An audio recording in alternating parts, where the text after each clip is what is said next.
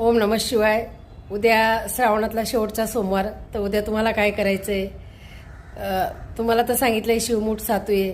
तर उद्या जेवढं जमेल तेवढी बेल व्हा. 108 मिळाले तर चांगलीच आहे. ही पूजा प्रदोषकाळी करायची संध्याकाळी.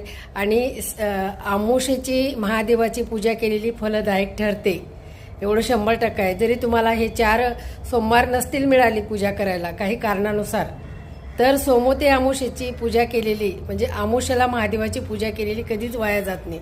तर तुम्ही अवश्य पूजा करा. सातू चढवा, शिवमूठ, आणि जे तुम्ही 4 सोमवार चढवलेत ते परत मूठ तुम्हाला शिवमूठ चढवायची जी महादेवाला. 108 बेल चढवा, धोत्र्याचं फूल चढवा, धोत्र्याचं फळ चढवा, महादेवाचं आपलं बेलाचं फळ चढवा. महादेवाला जे जे प्रिय आहे ते चढवा. कच्चं दूध चढवा.